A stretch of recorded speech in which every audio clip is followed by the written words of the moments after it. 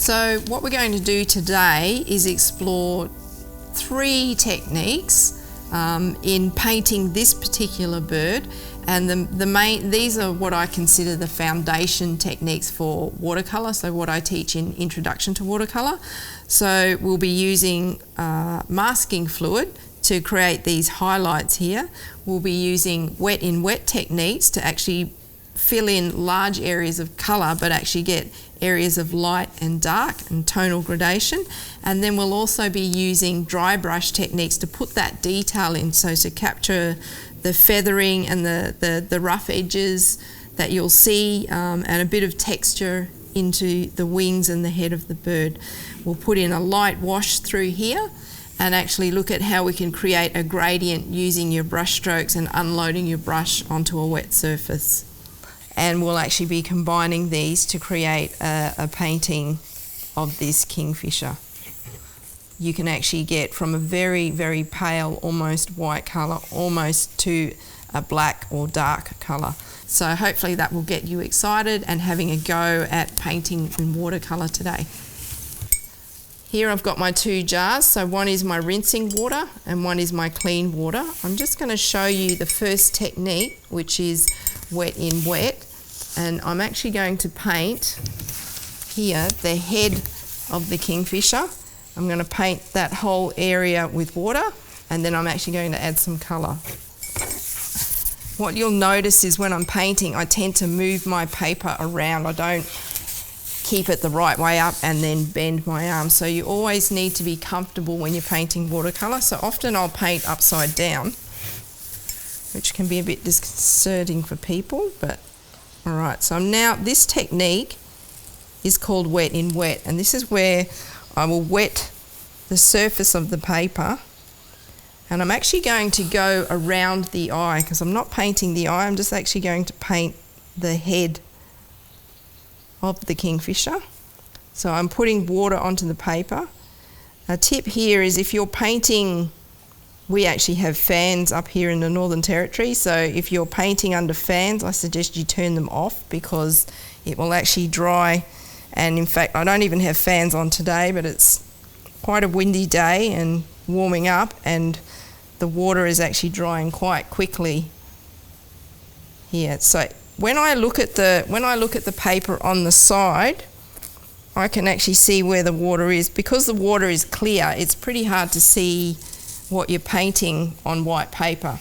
So if you sort of tilt your head to the side and look at the paper on the side, you can see all the areas that are wet.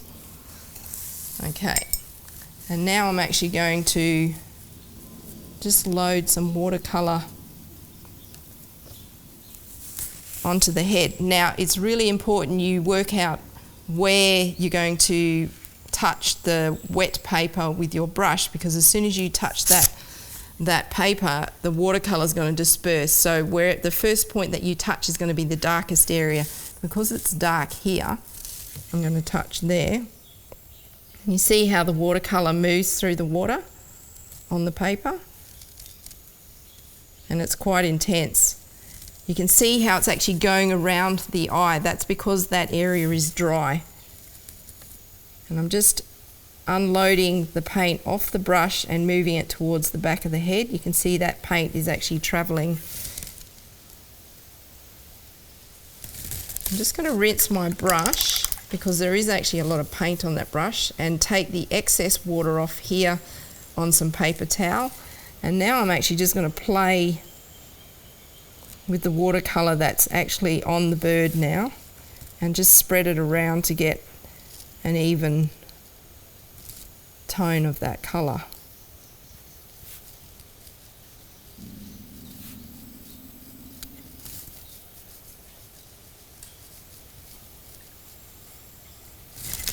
Okay, so you can see how it's really dark at the top here and it's paler down here. You want to have that nice tonal gradient. And I'm just going to push some of that colour around so I get a bit more variation in the tone on the page.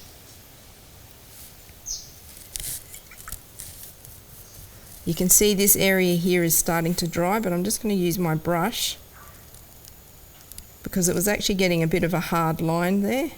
So I just want to get rid of that hard line.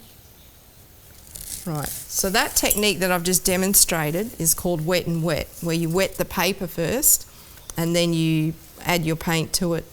The interesting thing is that a lot of people will say with watercolour, oh, it's difficult to control. You can control where the paint goes by only wetting certain areas, and then the paint will only go there. Where it is on the wet area, you need to control where you're unloading the brush to get dark areas and light areas. Another technique I can show you is along this wet edge. If I want to get fine feathers while the paint is still wet, I can just use another brush, a finer brush, and drag that watercolour out, and you can see now I'm actually getting like more of a feathered edge on the back of the bird's head. So you need to do this while the paint is still wet. So I haven't added any more paint.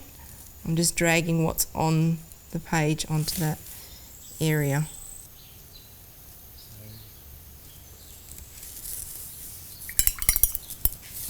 Right, now the important thing is you need to wait until that is dry before we actually start putting in this detailed brushwork, which is dry brush. So what I do is I move on to another area on the bird. So what we'll do, let's drop my brush on there, take that out, is we'll work on the foot. So again, turning my work sidewards, and I'm actually going to use a much smaller brush because I'm working in a smaller area.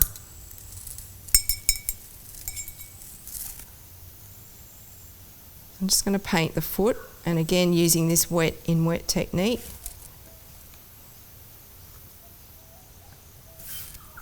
So it looks like there's nothing happening at the moment because I'm working with clean water on a white surface, so you probably can't see much of what I'm doing, but once I add the paint, you'll see what happens. The paint will actually spread through all the wet areas. Again, I'm looking on the side so I can actually see the glossy reflection of the water on the paper, and I'll get a much finer brush. Now when I take the paint out of the palette, I'm just taking it from the edge rather than dipping my brush right into the really thick paint, taking it from the edge where it's a little bit more dilute, and looking at the foot, the darkest areas in the middle there, so that's where I'm going to touch first. You can see how the paint spreads. You can see there's a tiny little white dot in there. That's because that's actually a dry area on the paper. So if I just touch that, take the extra water out, and now I can actually start to blend this paint. And I'm going along the bottom edge because you can see the paint has already started to bleed up around the other areas of the foot, and it's almost painting itself.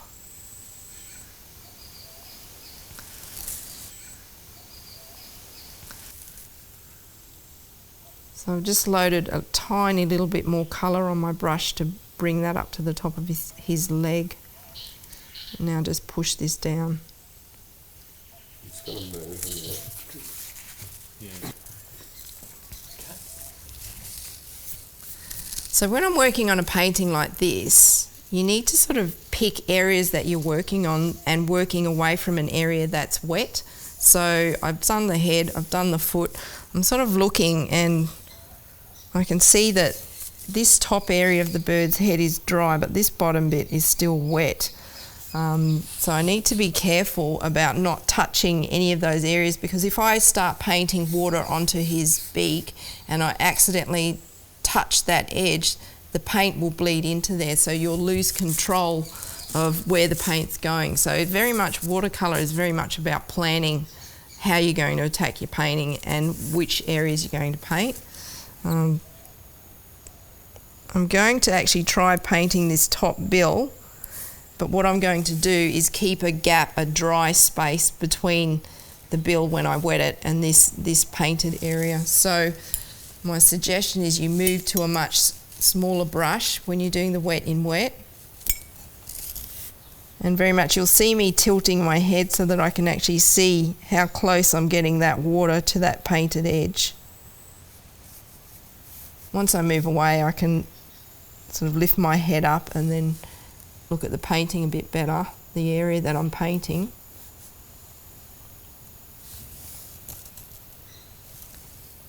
And there's a nostril there too, which I'm just going to leave dry.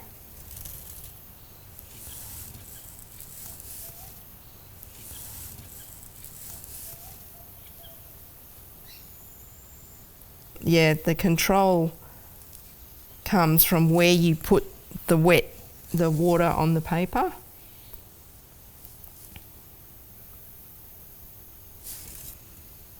So it's almost a little bit dry where I'm painting really close to that head, because I don't want to put a lot of water there and run the risk of touching that area. So when you're wetting the paper, if you've got too much water on your brush, you can either drag it across the jar to pull water out of it, or another way is to actually drag your brush on your paper towel. And if I've put a really big puddle of water on my beak, what I can actually do is use an actual dry brush and run the brush in that puddle. Your brush will absorb that water, and then you can just wipe it out so that you're not waiting for that puddle of water to dry.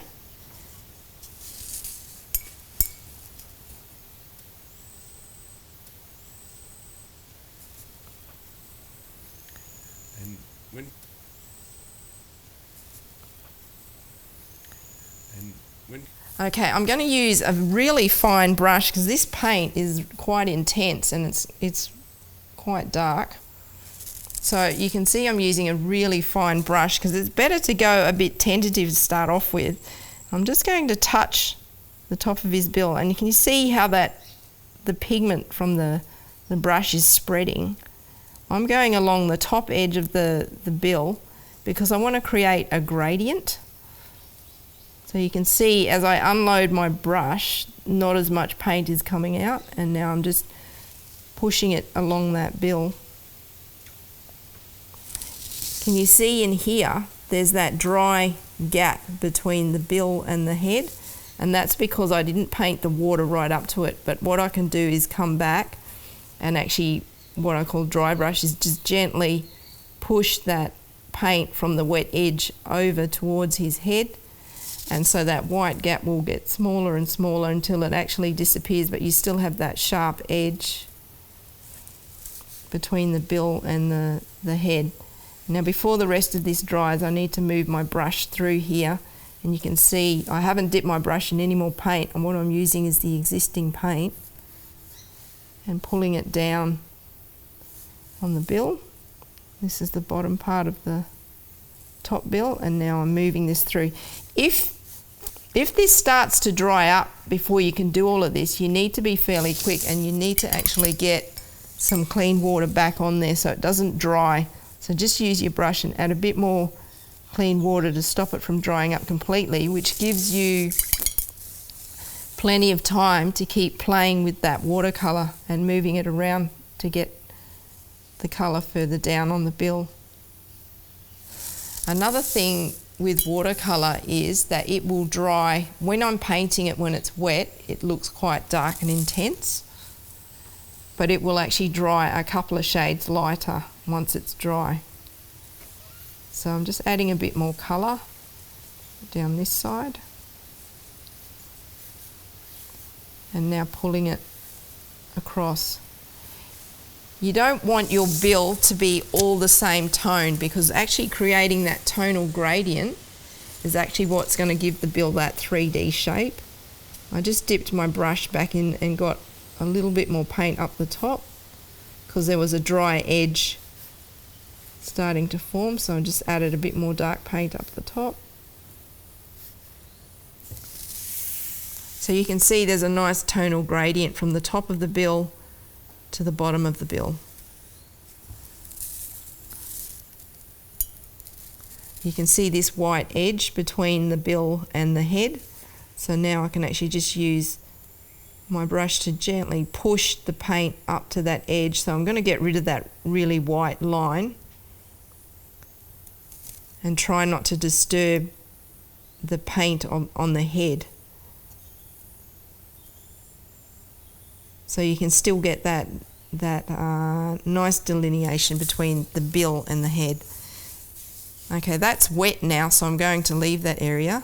I'm just putting my finger on this area. It still feels a little bit cold, so I'd say it's still a little bit damp, so I might just leave that before I go painting any more on there. And the foot's still a little bit damp. But what I can do is look at the eye. Now, if you are just new to painting watercolour, my suggestion is that you need to practice some line work.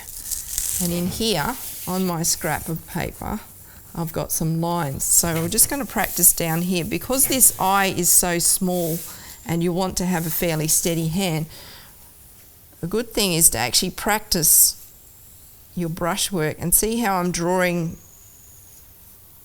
very fine lines and straight. So doing this as an exercise is really good for honing your control of the brush and your brush work, so that when you go into painting something that's very small and in a tight area, you can see you've warmed your hand up and you've got a steady hand. And then try doing that with a curve. And can you see as I paint from one dip in the paint, you can see it starts off, the darkest line is here and the lightest line is here because there's less paint coming off the brush.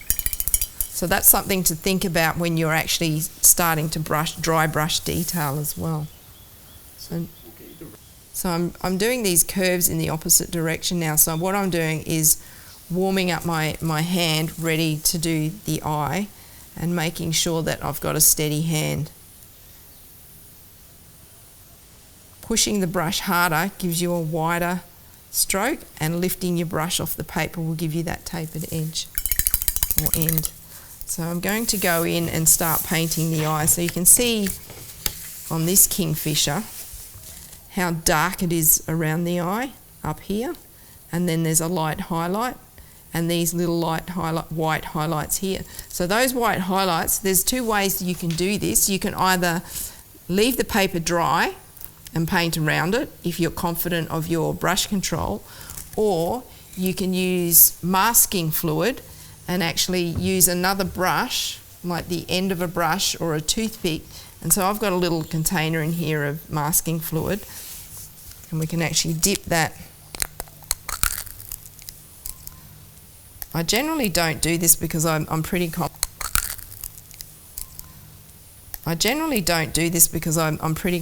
of the amount of control that I have, but I'm just going to show you with masking fluid. It's like a rubber latex. So if I dot that masking fluid, you can see it's raised on the paper there. So I can pretty much, once this is dry, I can paint over the top of that, and that paper underneath where that masking fluid is will be protected from the watercolour. So what you need to do is let that dry before you actually paint over the top of it. I'll just give you a tip with using that, is never work with the masking fluid where you take the lid off the bottle and dip your brush in and you sit here doing this and then you do this and do this, because what happens is the longer the lid stays off the jar, this starts to dry up and you'll get clumps of masking fluid in there. So what my tip for working with masking fluid is to get another container and actually pour some in there. You can see it's drying on the edges there, and then work from there. The other thing is I never use the bristles of my brush in the masking fluid. I'll actually always use the end of my brush, or I'll use a chiseled end or wedge end of an acrylic brush, or a toothpick or a satay stick to dip it in and then use that. Because what happens is once you get masking fluid in there, if you don't clean that out immediately and it dries, it will completely wreck your brush. So in the early days when I was painting, I did use the brushes, and I've actually got quite a few ruined brushes from doing that. So I no longer use the brush to dip into the masking fluid. Now the rest of his head is feeling dry enough that I'm actually going to show you some dry brush. So you can see all the very fine lines on the head of this kingfisher. So those fine lines are going to be this sort of work that we're doing here. So again, wet my brush, take a tiny little bit of paint onto my brush. Now the first stroke marks will start here because this is the darkest area of his head, of the kingfisher's head. And then as I put the strokes down, I move my brush towards the lighter area because that paint is getting lighter, so I want it to tone in with the background. And you can see I do the last strokes in this really light area.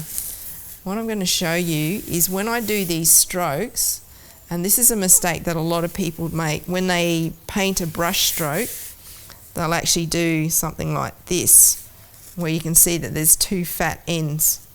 So what you need to do is do more of a wisping stroke so you get something that is a lot finer. So birds have feathers that have fine tapers. If you're doing eyelashes or whiskers, they don't look like this, they look like this. And it's basically, you put your brush down and you lift it up, so you flick it up so you get that tapered end. So that's what I'm doing with the feathers on the head.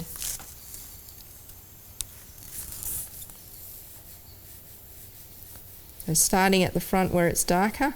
And also you notice I'm not doing them all in lines, like I'm not doing all the feathers in lines like that. What I'm doing is moving around the page, and I'm actually doing them in the direction that the feathers would flow on the head of the bird.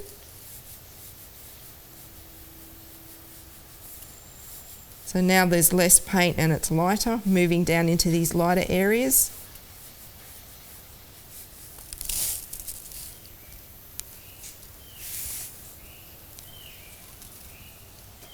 Start at the front again, move around, also moving around the eye, smaller stroke marks, and actually make the feathers feel like they're flowing around the eye, because that helps to shape and define the shape of the head around the eye.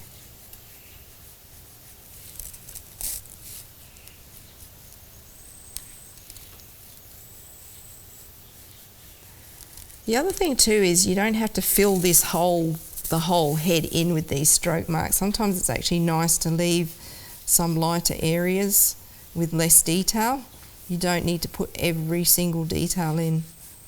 So what you're trying to do is capture the essence of the bird and not necessarily make a photographic representation. This is a watercolour.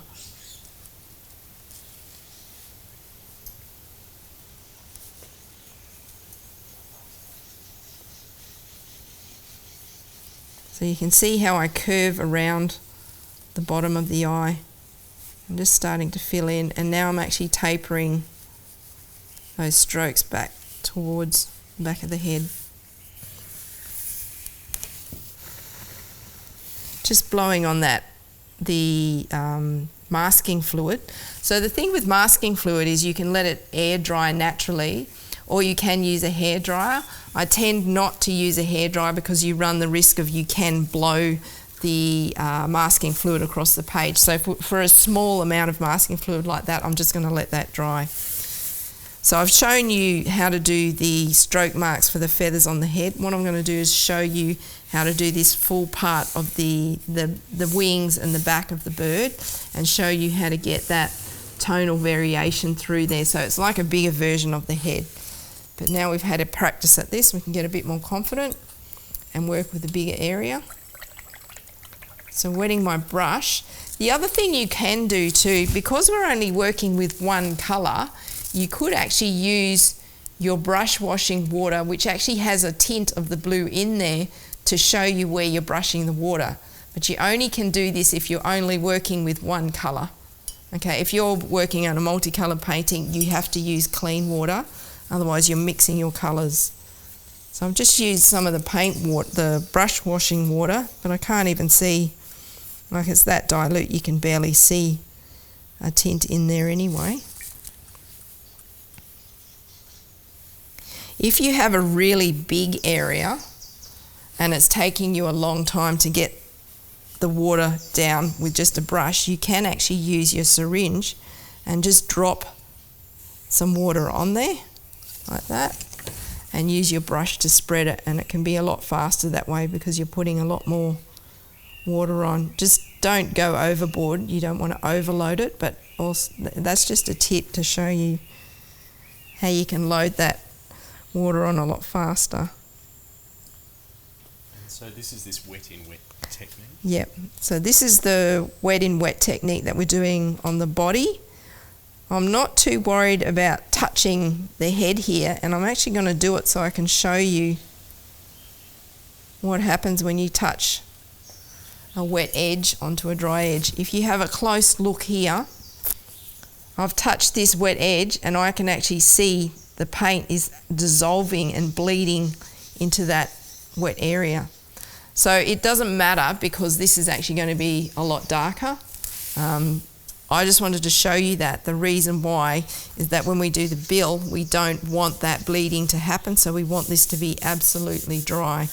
So you can see, well, I can see here, there's small amounts of watercolour starting to bleed in there. We can see that here. So now I'm going to go with a medium-sized brush. There's a lot of water. I can actually see there's a couple of dry patches forming in here, so I'm going to come back in and push some of that water across to those dry patches, because if I left them dry, you'd end up with like a dry patch with no paint going into that area. So this is where you need to be careful when you're working with a big area, to keep monitoring how wet that surface is. Alright, so now I'm going to go in with the colour. You see how I'm just dabbing and it's actually pushing its way through the wet area, and now I'm just moving down the wing. So the wing is actually quite dark here and then tapering out to a lighter. So I'm unloading the bulk of the paint up the top of the wing, and now I can start to move my brush around the body and then down and do some longer strokes to get that really nice flowing feeling of the watercolour down the wing.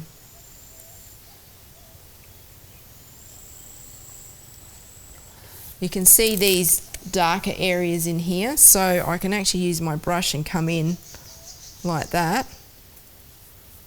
And this is still this wet in wet technique, and I'm just brushing over some of my line marks from my pencil drawing, but leaving areas light. So you notice I'm not just putting my brush all over the page, because I want to preserve some of these light areas so that you get some tonal variation in the wing and the back.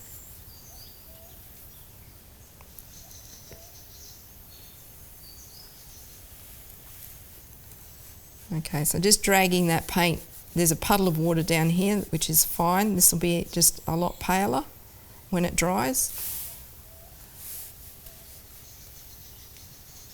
And just pulling out some feathers here. If you want to go with little spiky feathers coming off the back, you use a finer brush and you just drag, like what I did at the back of his head here, just drag some of that watercolour onto. So this is essentially dragging wet watercolour onto a dry surface, so you've got a lot more control.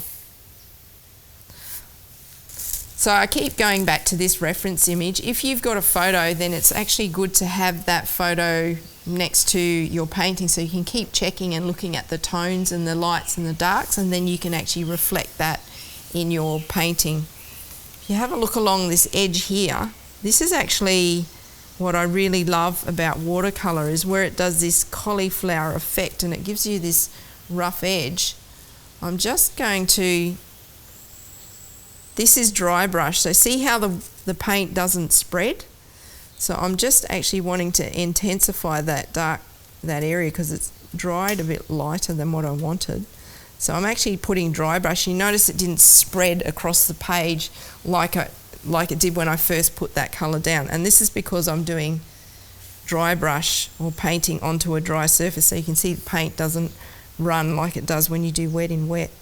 So this is how you can intensify the colour. if it's dried a bit dark, a bit light, and you want to make it a bit darker. Okay. So I still need to leave this area's dry. That masking fluid is almost on the verge of drying. The top bill is dry, so I'm actually going to show you the bottom bill. And this will stay wet for quite a while because there's big puddles, but I can actually show you how to dry brush in the claws of the kingfisher. So dry brush is literally painting the paint onto a dry surface. So again, going into the paint and just taking a really, really fine brush and picking up quite thick paint, and I'm painting that claw.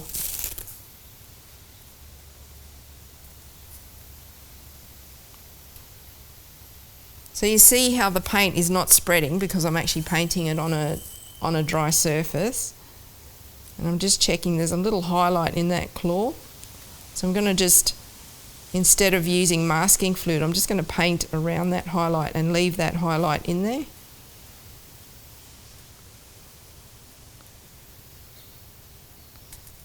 Now this paint is actually wet, so really when I touch this now, this is wet in wet. So it's spreading. This paint's quite thick, so it's not running as much, and it's not going onto a really wet surface, so I need to push it around a bit. And then when I do the back claw, the same again.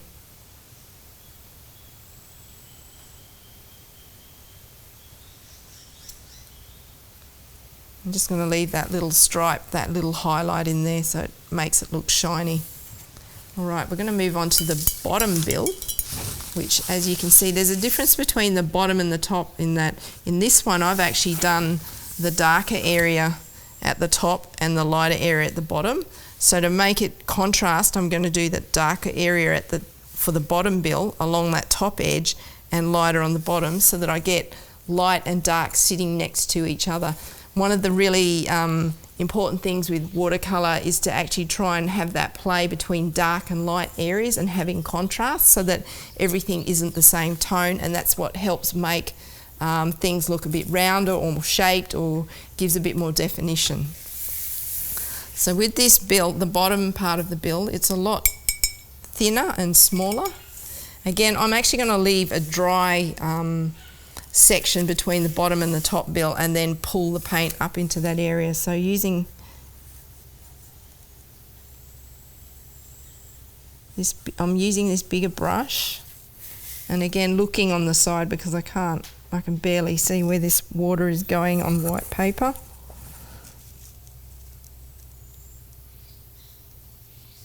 Good lighting in the area that you're working is really important.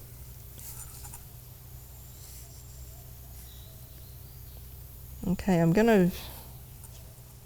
what I'm going to do is actually put a bit more watercolour than what I need in this, so that I can show you a technique of, if you're too heavy-handed and you put too much colour in there, you can actually remove it. So again, loading from the bottom of the bill, see how intense that colour is.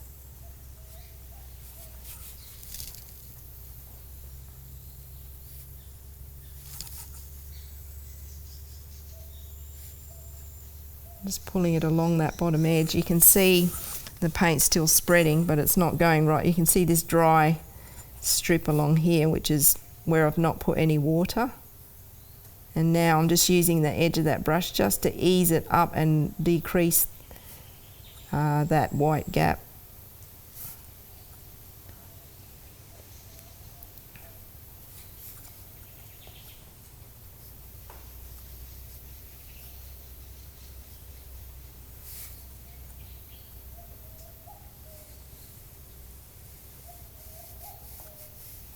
And that's probably a bit lighter than I want, so I'm going to add a bit more colour.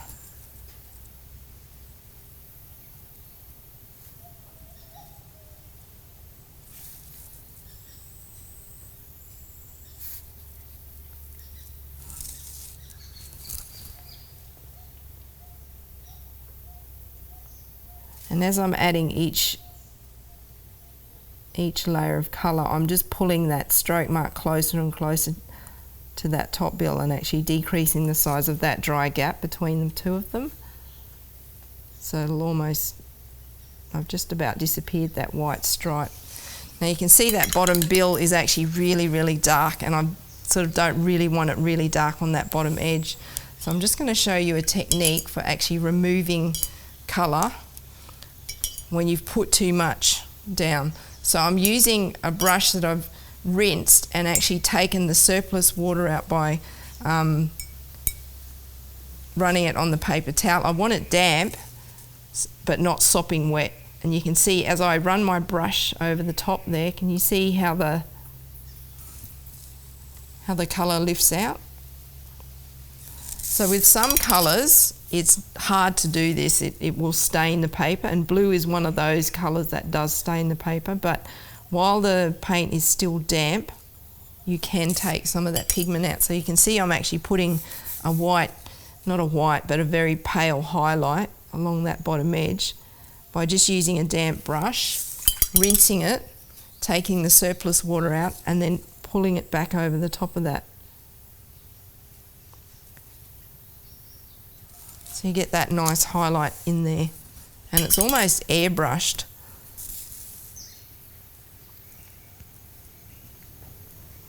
So that allows me to keep that dark edge right underneath that top bill, but puts a highlight along the bottom.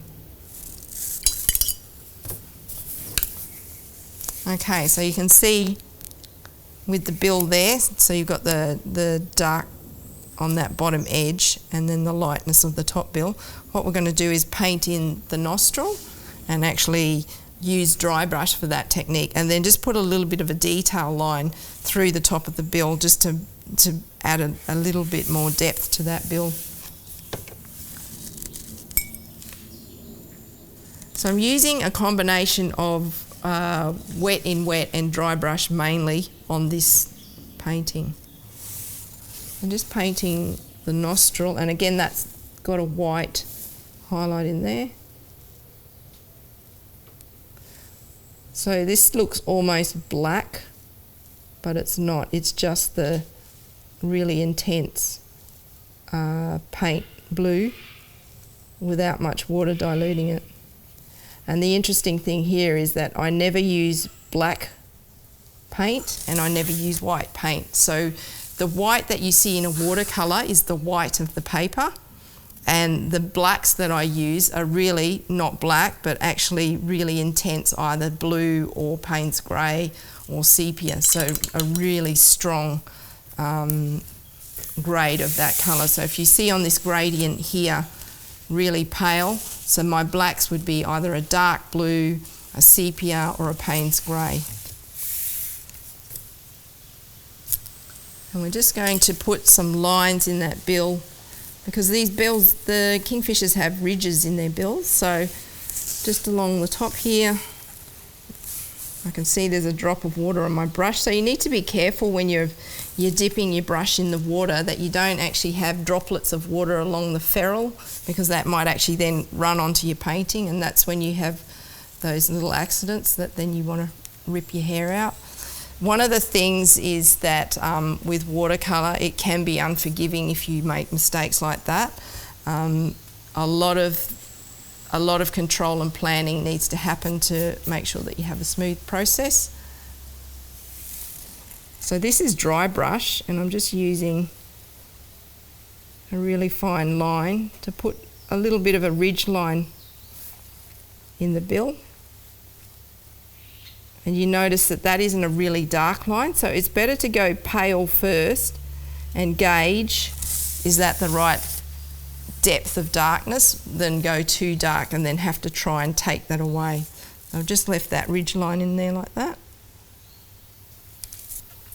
Now I'm looking at his eye, and it looks like that masking fluid is dry. So the masking fluid, when it dries, so when it's wet, it's a creamy sort of colour. So if you have a look at, so that's the wet masking fluid. It's a pale creamy. When it dries it goes sort of yellow, and you can see that it's, I'll a lot more obvious on the page. So now I'm actually going to paint the eye.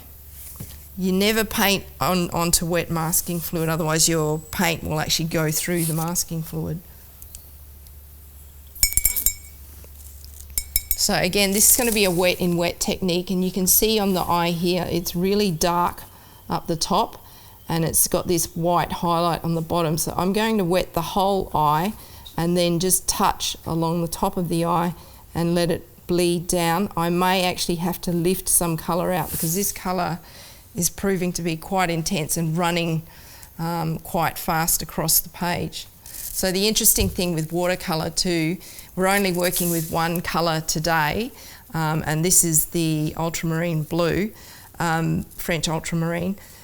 Every watercolour behaves differently, so this is why I actually start with teaching with one colour first, so you're not having to deal with the behaviour of different watercolour colours, and you can just concentrate on that one colour. So we're going to wet this eye.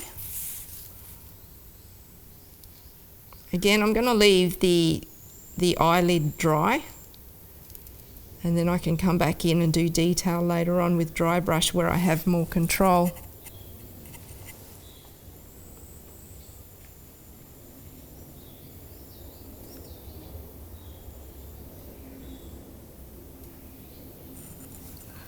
Okay, so I'm just painting water onto the eyeball, again using this wet and wet technique.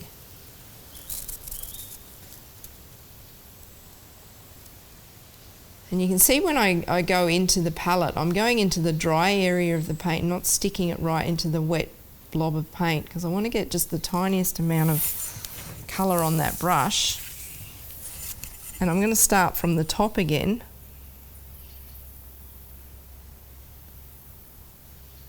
And just move the brush backwards and forwards across the top of those two highlights that I've masked out. So I want the most intense colour and the darkest amount of colour around those two pieces of masking fluid. So you can see on this original painting here that there's a lot of dark at the top. Come back in and get some more paint, add a bit more. What you'll find is as the paint, the paper starts to dry, the water starts to evaporate, the paint won't spread as much. So then if you want to add more colour without it spreading, you can actually put more up the top, and it's not going to run as far because there's not as much water to drag it across the page.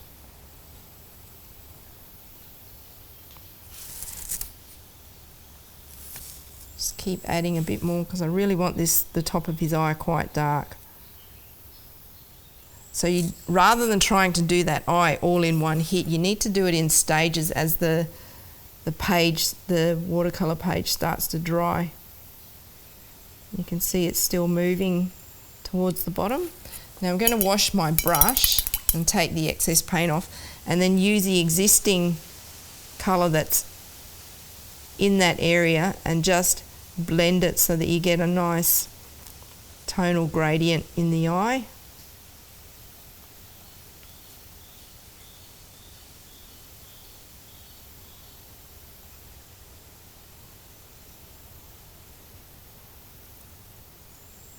And you can see how fine this brush is that I'm using, so you can get in and do that detail work.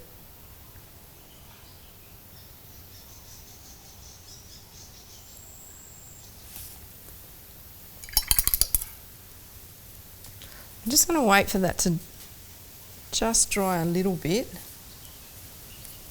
and then just see if I can pick out a highlight. Yeah, it's coming away. So you can see I'm taking some of that blue out because I actually want this highlight to be just a little bit lighter. Now, you need to be really careful about not putting too much water on it. So it's a damp brush, it's not a sopping wet brush, and I'm taking some of that pigment out to get that highlight back. So you can see in there's a bit of a highlight on the bottom, and it's really dark at the top. Now I really need to leave that to dry. What I will do is once it's fully dry, I'll do what's called setting the eye, where I'll actually get a lot of dark paint, and it'll be dry brushed, and I'll dry brush around the outside of the eye so it actually gets a bit of an outline, and having that really dark outline right next to that light highlight is what actually helps push the eyeball back into the socket. So you have this glassy eye that's popping out, and then you've got this shadow underneath that's actually quite deep, and that's what I call setting the eye. So we'll do that later once that's dry. This area here is dry now. I can feel it's dry. So I'm actually going to come back with a slightly bigger brush and show you again that dry brush technique to get some feathering into the wings and the back of the bird. Again, starting from the front of the wing, which is darker, and doing some of those stroke marks, again following the shape of the body and doing the flow that you would see the feathers flowing around the body. So now I've moved my brush over to the lighter area where I've got highlights. So I want to just put some lines in there but not fill the whole lot up.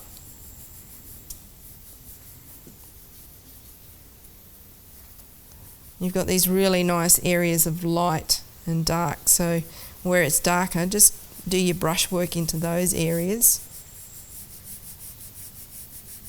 and just drag the brush into the lighter areas. Again, once you dipped your brush in the paint, go back into the dark area to unload some of that paint before you go working in the light area again. And just keep working backwards and forwards until you get a reasonable amount of feather detail in there. Okay.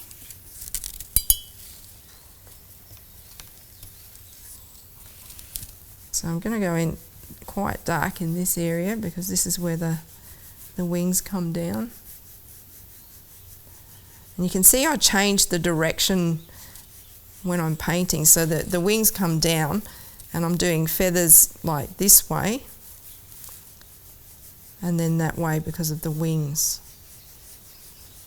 One of the things is that you need to study your subject matter and understand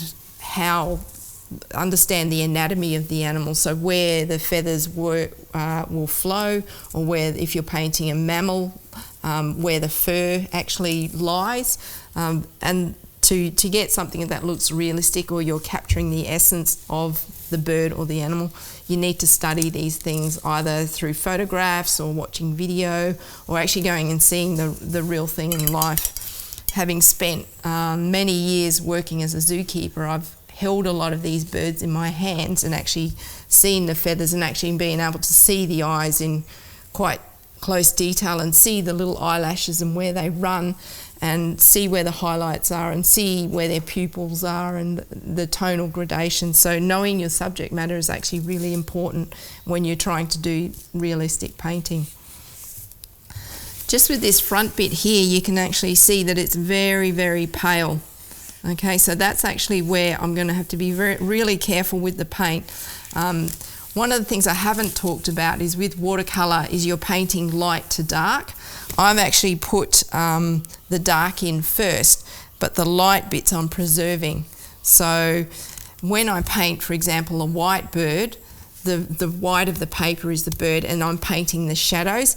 Because this breast of the bird is white, what I'm actually doing is just putting in a shadow to suggest that the bird has a white breast.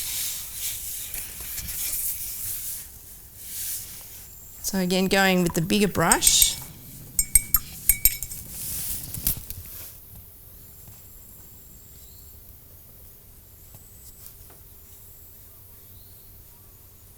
Putting water down, again leaving a little bit of a gap between those areas that have been painted and the areas where I'm painting with water, because I don't want to touch that area and run the risk of this paint flowing into this area.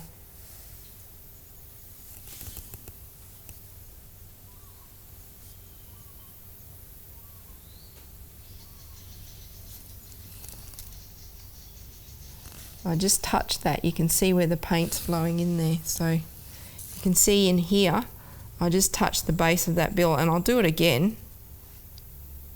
I'm just touching it. Can you see how it's dissolving the paint? So I can actually use that paint for the rest of this. I'm just dragging it down gently. So I don't even have to dip my brush into the paint. I'm using the edge of that bill and just dissolving that paint. This will ensure that this is actually really, really pale.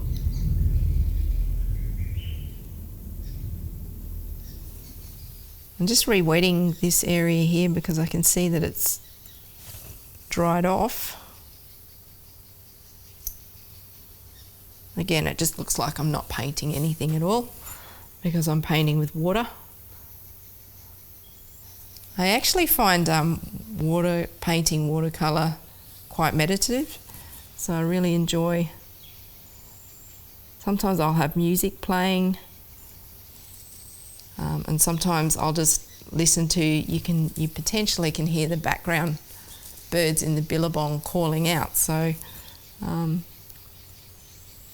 sometimes just being in the moment and painting is actually quite nice. So you can see here I'm actually painting with very little colour at all because this part of the bird is meant to be a white breast, but I just want to put some indication in of colour so that you can see a separation between the background, which is the white of the paper, and the bird. So I'm just using tiny bits of colour that's been quite well diluted, and pretty much that's all I would do. So to finish up the bird, you could actually continue adding more stroke marks in here to put more feathering in, and also along here, so to tie in this part of the cheek and the breast. I'll just do some light stroke marks through here. Just see how there's this hard edge here. You can break this up by putting some feathers in there and disappearing that hard line.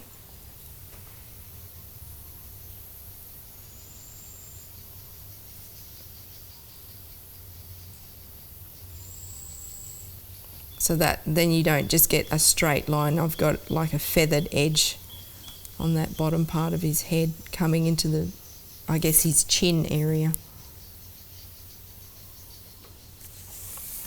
And what I'm going to do now is just with his eye, I'm actually going to pick up a lot more paint so it's actually dark, and do what I call setting the eye, where I'm actually going to paint an outline around that eyeball and put it into the socket.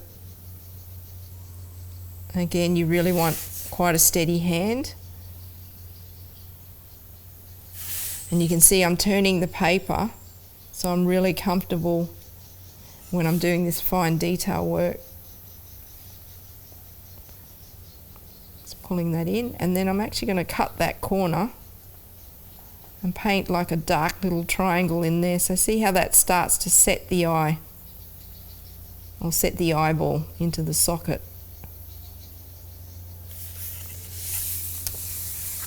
And sometimes less is more, so you don't want to overwork your painting. So really I could finish this here, or I could add a few more stroke marks in here, but I guess the secret too is to know when to stop. You can overwork a painting, so sometimes it's good to take a break, walk away, or what I do suggest to students is actually take a photo with your phone of your piece and then actually have a look on your phone, because often you'll pick up things in your phone that you won't see on your piece because it's actually shrunk it down. You're getting a different viewpoint. Or if you get up, walk away, and then come back and look at your piece with fresh eyes, and then you might see, oh, I might work this area a bit more. But be careful of just painting and not stopping and taking a break and standing back and assessing your work as you go. We're nearly at the end of painting this sample kingfisher. What I'm going to show you now is how to remove the masking fluid that we painted on the eyeball to preserve the white of the paper. So I'm just using some painter's tape or masking tape, and I can see where the masking fluid is. So I'm just going to put my finger on the back of the tape and push down, and you can see I've lifted off the masking fluid, so you can see that white.